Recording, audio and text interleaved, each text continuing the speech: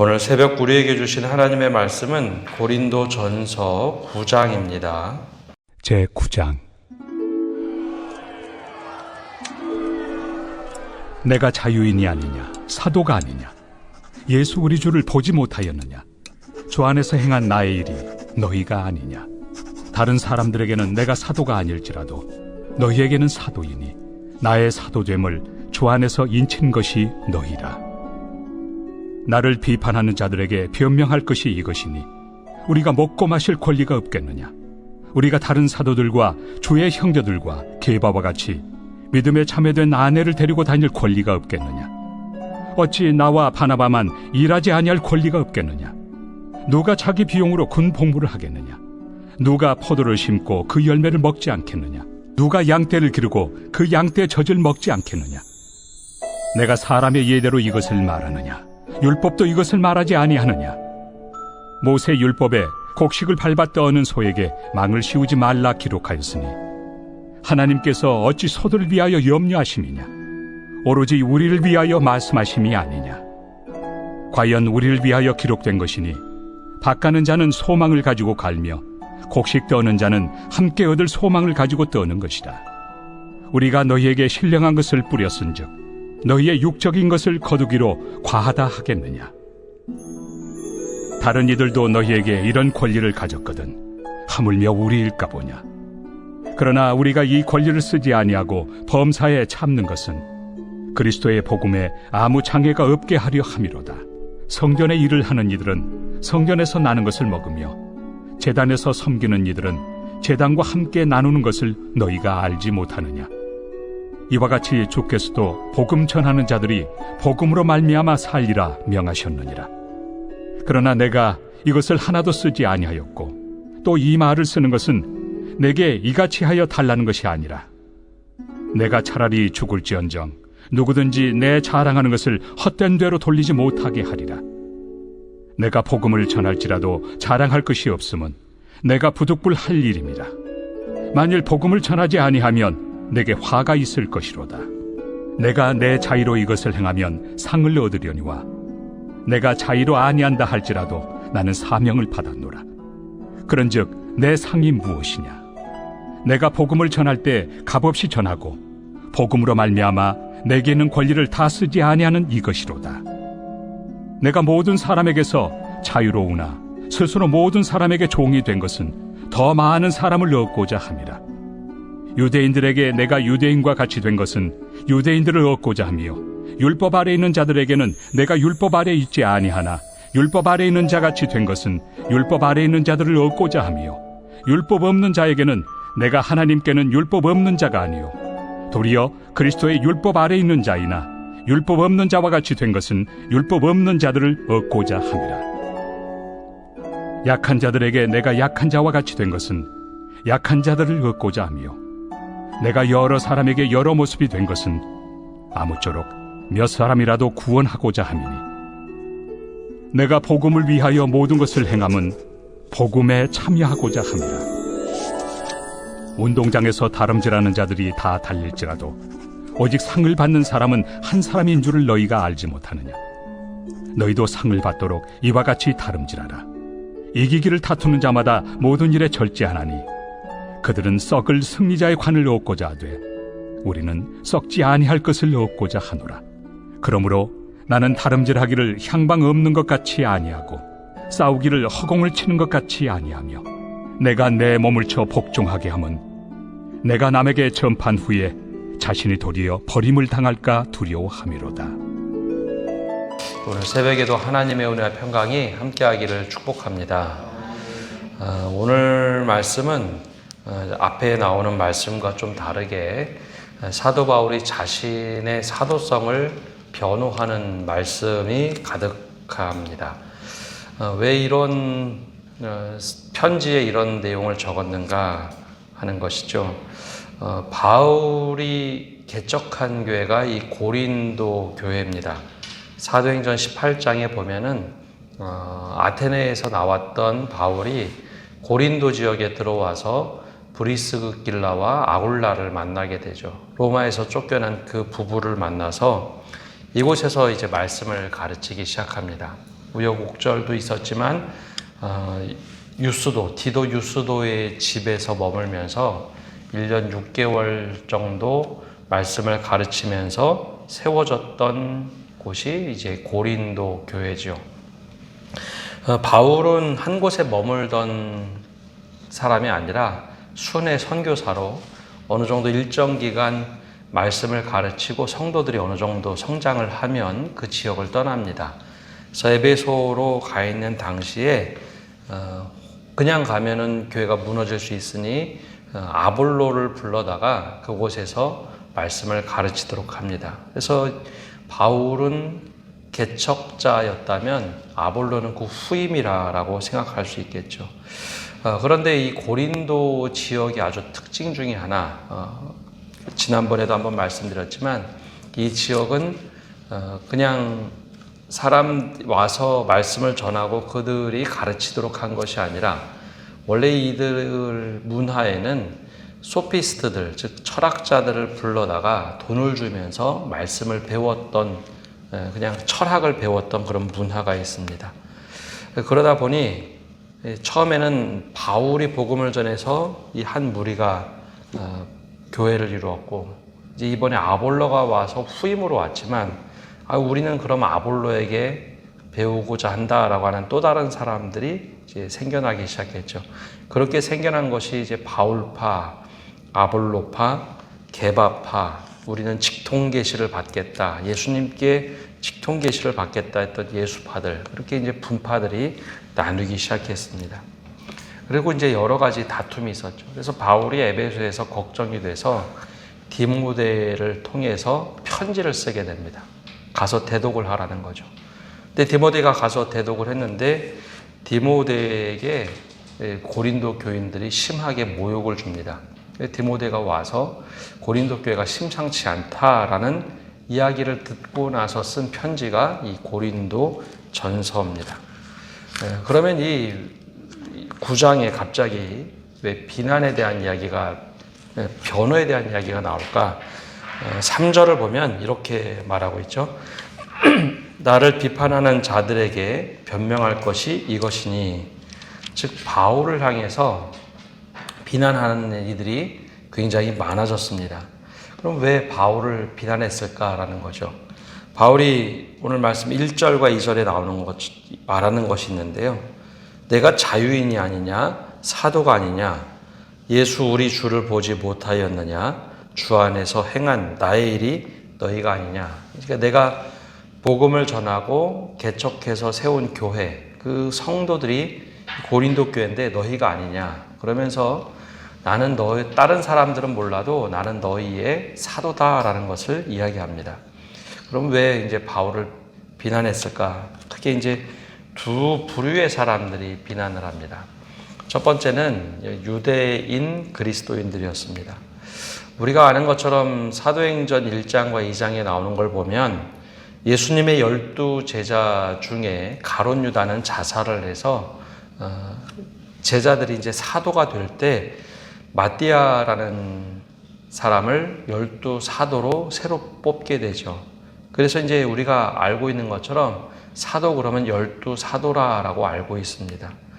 예루살렘 교회가 세워질 때 12사도를 중심으로 세워졌는데 사도 바울은 자기 스스로 만삭되지 못하여 난 자 같은 나를 예수님께서 택하셔서 사도로 세우셨다라고 말합니다.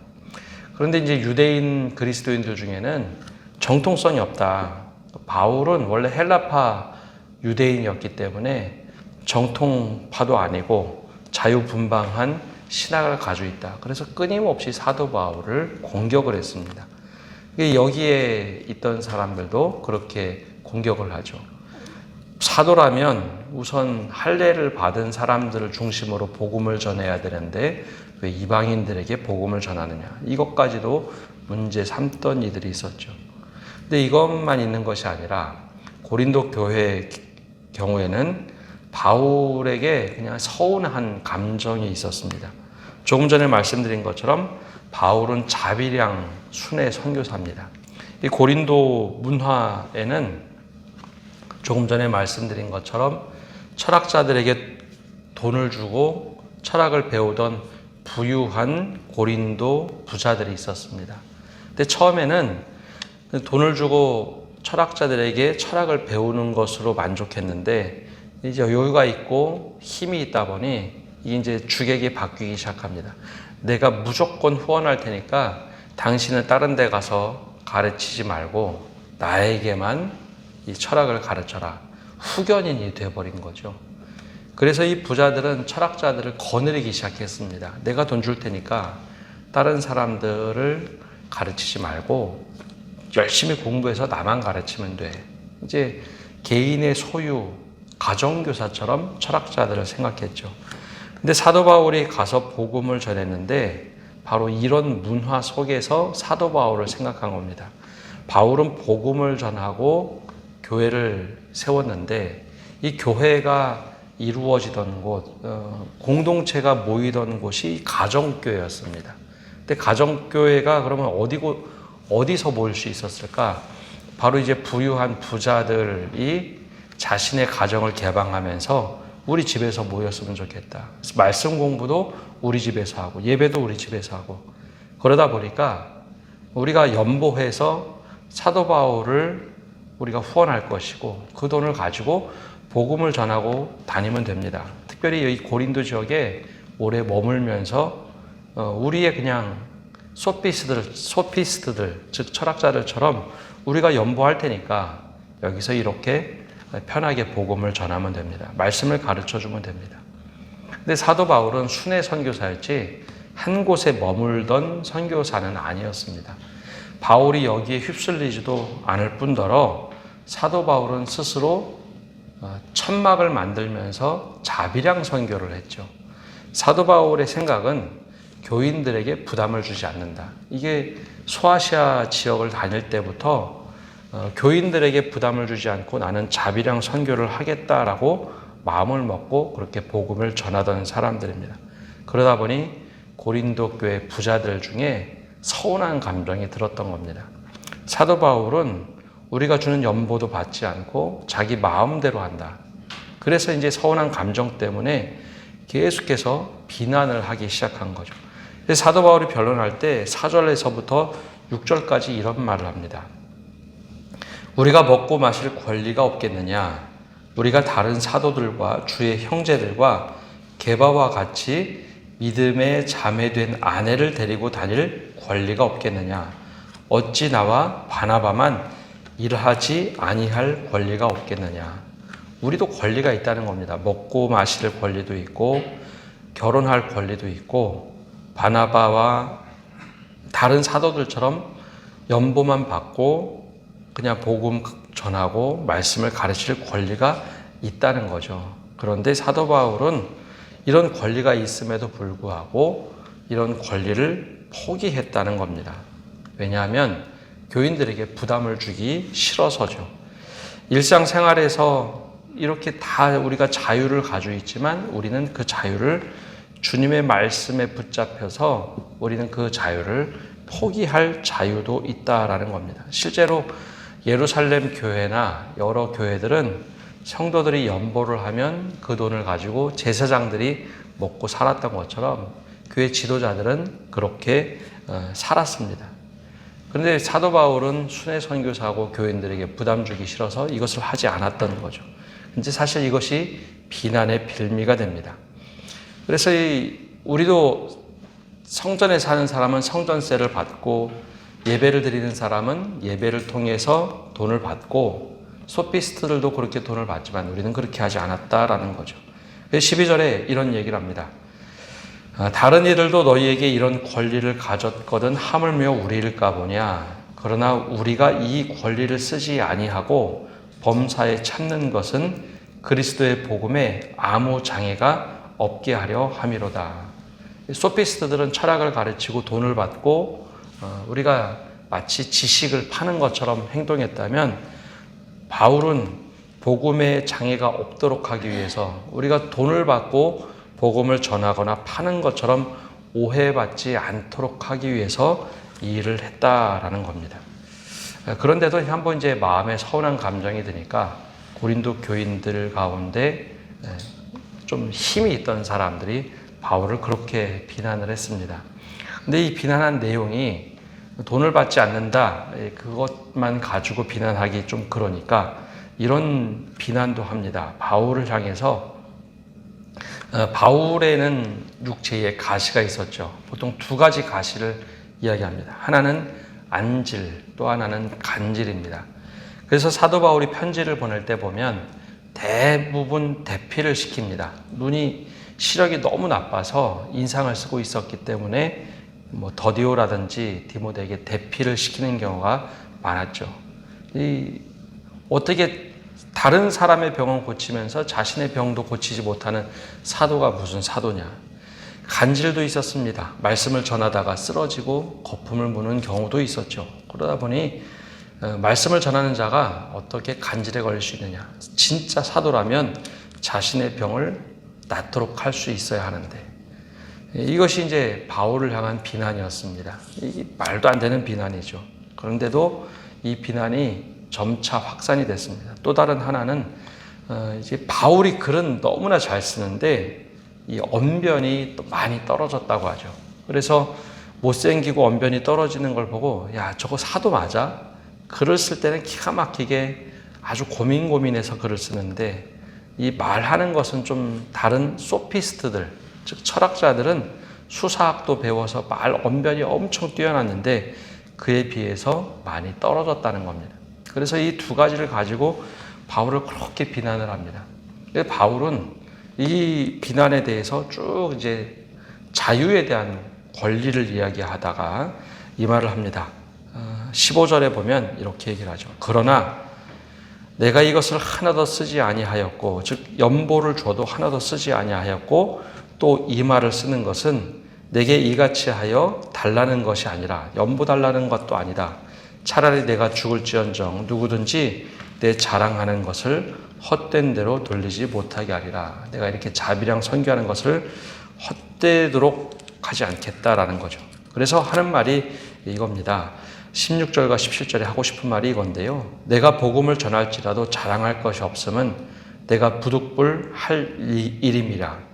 만일 복음을 전하지 아니하면 내게 화가 있을 것이로다. 내가 내 자의로 이것을 행하면 상을 얻으려니와 내 자의로 아니한다 할지라도 나는 사명을 받았노라. 내가 이거 사명 때문에, 주님께서 주신 사명 때문에 내가 이렇게 복음을 전하고 있다라는 겁니다. 그래서 바울의 태도를 보면 바울은 자유로우나 사람들에게 종이 되기를 원했습니다. 율법이 있는 자는 율법 아래에 있는 자처럼, 율법 아래에 없지 않고 자유자에게는 자유자인 것처럼, 할례 받지 않은 사람에게는 할례 받지 않은 자처럼. 그래서 19절에 이런 고백을 하죠. 내가 모든 사람에게서 자유로우나 스스로 모든 사람에게 종이 된 것은 더 많은 사람을 얻고자 함이라. 그래서 내가 돈 때문에 고린도 교회에 속할 수도 없고, 그것 때문에 내가 여러분들 앞에서 다른 일을 하는 것, 그럴 수는 없겠다라고 변론을 하죠. 그래서 마지막에 우리가 잘 알고 있는 말씀, 이 말씀을 합니다. 25절부터 27절까지 이기기를 다투는 자마다 모든 일에 절제하나니 그들은 썩을 승리자의 관을 얻고자 하되 우리는 썩지 아니할 것을 얻고자 하노라. 하다못해 마라톤을 뛰는 사람도 절제를 통해서 우승하려고 하는데 나는 복음에 있어서 내가 모든 것에서 절제하면서 영광의 면류관을 위하여 이렇게 달려간다. 그렇게 고백을 합니다. 그래서 방향 없이 내가 뛰는 것이 아니라 주를 위하여 뛰는 것이고 그 목적을 향하여 뛰는 것이다. 그래서 27절에 마지막으로 이렇게 변론을 합니다. 내가 내 몸을 쳐 복종하게 함은 내가 남에게 전파한 후에 자신이 도리어 버림을 당할까 두려워함이로다. 이게 사도 바울의 이제 속내죠. 내가 이렇게 철저하게 복음을 전하지만 하나님께서, 다른 사람들은 다 복음을 듣고 은혜를 받지만 내가 이 과정 속에서 내가 주님 앞에 부끄러운 일이라면 내가 하나님으로부터 외면당할 수도 있기에 나는 철저하게 준비된 자로 복음을 전하노라 라고 스스로를 얘기합니다. 초대교회 참 안타까운 것은 다른 에베소 교회나 예루살렘 교회나 안디옥 교회나 이 거점이 됐던 교회들은 이런 분란이 없었습니다. 오히려 어떻게 하면 복음을 전할까? 그래서 예루살렘 교회는 유대인들에게, 그리고 안디옥 교회는 유대인과 이방인에게, 에베소 교회는 이방인의 선교 교두보가 되죠. 근데 고린도 교회는 지혜도 많고 힘도 많고 연보도 많이 했지만 그런 힘이 없었습니다. 바로 이런 분란과 갈등 때문이었죠. 그래서 사도 바울이 너무 안타까워하며 아주 긴 분량의 편지를 써서 보내게 됩니다. 우리가 이 말씀을 보면서 어떻게 하면 우리가 하나가 되고 또 교회 지도자들을 정말 잘 섬기는 교회가 될까? 이 사도 바울이 개척자임에도 불구하고 그렇게 비난을 했기 때문에 고린도 교회가 계속 이 어려움 속에 처하는 모습을 봅니다. 우리 말씀의 반면교사 삼아서 우리 또 말씀을 통해서 우리가 더 기도하고 깨어 믿음을 가지고 살아가는 성도 여러분 되시기를 바랍니다. 기도하겠습니다. 하나님, 오늘도 저희가 주님 앞에 나와서 말씀을 듣고 나갑니다. 저희들에게 하나님께서 은혜 주시기를 원합니다. 고린도 교회를 세웠던 이 개척자 바울을 향한 그 비난들, 또 바울이 자유자로서 모든 권리를 가졌지만 주님 앞에서 이 자유를 내려놓음을 고백했던 그 모습, 이 모습을 보면서 정말 복음에 사로잡힌 자가 어떻게 살아야 될지 다시 한번 말씀을 통해 깨닫게 하시고, 모든 것을 합력하여 선을 이룬다는 것이 어떤 것인지 다시 한번 말씀을 통하여 깨닫게 하여 주옵소서. 오늘 한 날도 주님께 사로잡혀서 주님 은혜로 살아가는 저희 되도록 축복하여 주옵소서. 예수님의 이름으로 기도합니다. 아멘.